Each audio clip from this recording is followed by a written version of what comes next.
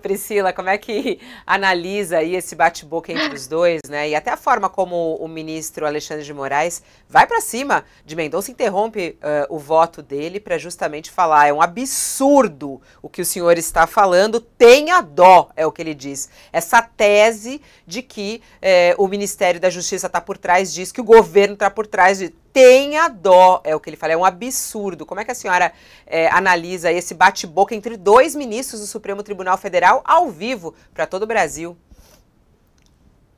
Os bate-bocas sempre são muito prejudiciais, entendo eu, porque passa uma imagem muito fragilizada do Supremo, né?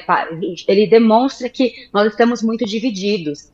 E nós podemos estar divididos juridicamente, inclusive, porque o direito ele não é uma ciência, né, exata. Então, ele tem a quem defenda uma coisa, a quem defenda a outra, desde que dentro de termos legais e jurídicos, o que não me parece ter sido a defesa do ministro André Mendonça, de fazer suposições de que o ministro Dino não teria ali acionado, não teria preservado, não teria. Como é que o Planalto pode ser invadido sem a ação do Ministério da Justiça? Assim, é um argumento vergonhoso, são ilações perigosíssimas, porque elas continuam alimentando esse extremismo que vem aí do bolsonarismo e potencializando essas tentativas, potencializando esses discursos, potencializando esses ideais golpistas.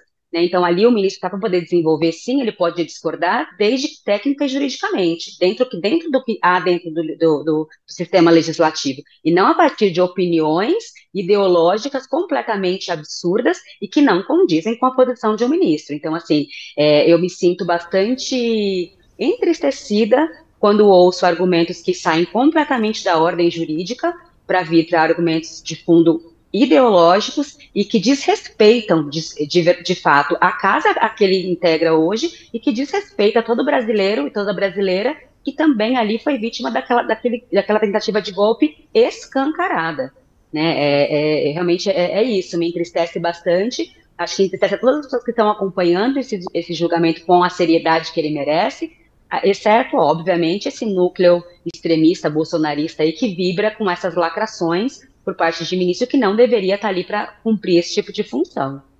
Agora, por exemplo, se tem um absurdo sendo dito por um ministro como Mendonça, aí, nesse caso, né? Mas é a opinião dele. O ministro Alexandre de Moraes que erra ao pegar pegar o microfone e falar em cima dele, é um erro dele, é um abuso por parte do Alexandre de Moraes, é isso, Priscila?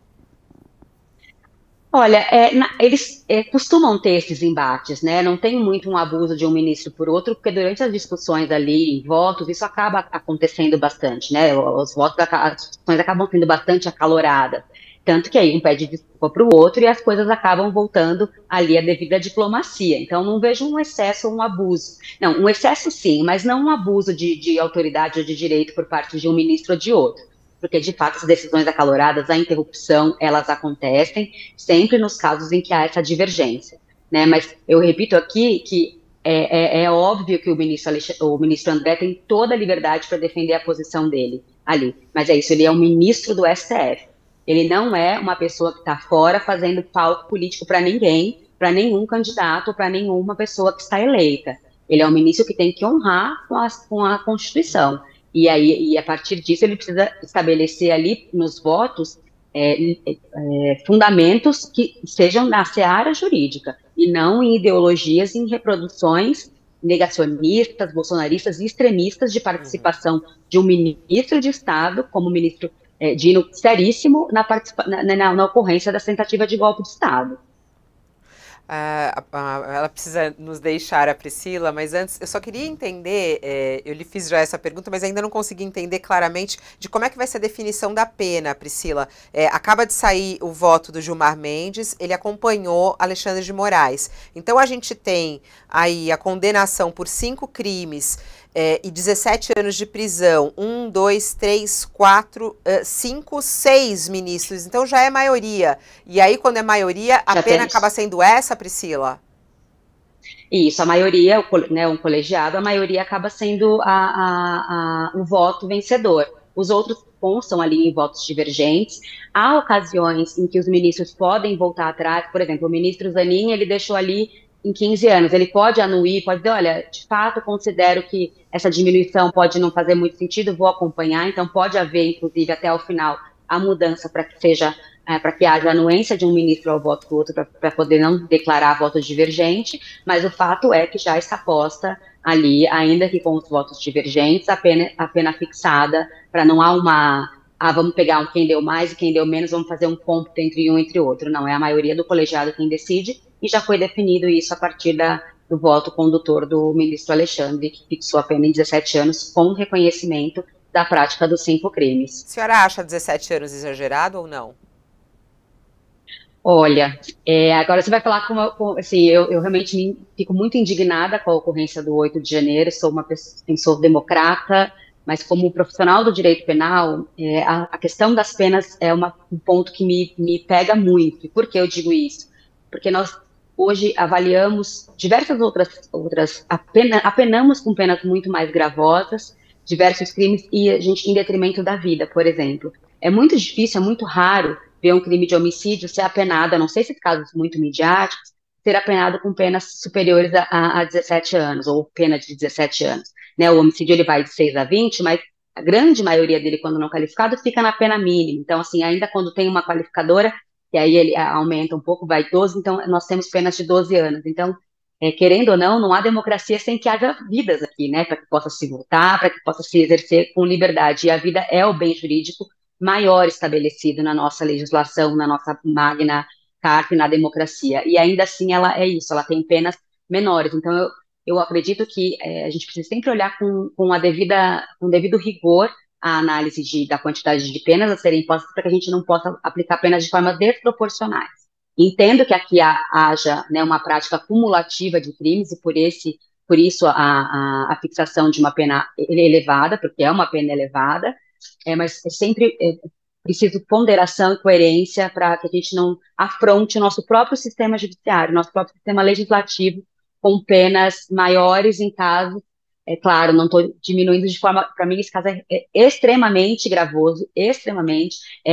Nós vivemos uma situação, isso de golpe de Estado, sim. Estou aqui inclusive, para defender a posição de quem defende a corrente de que tenha, sim, uma tentativa de golpe, mas sempre tem o cuidado de ponderar, né, essa questão das majorações, da imposição de pena, para que elas sejam sempre aplicadas com parcimônia, para que a gente não desequilibre o nosso sistema legislativo com as penas que foram impostas. E quantos anos seria, então, na sua análise, que não seria exagerada nesse sentido?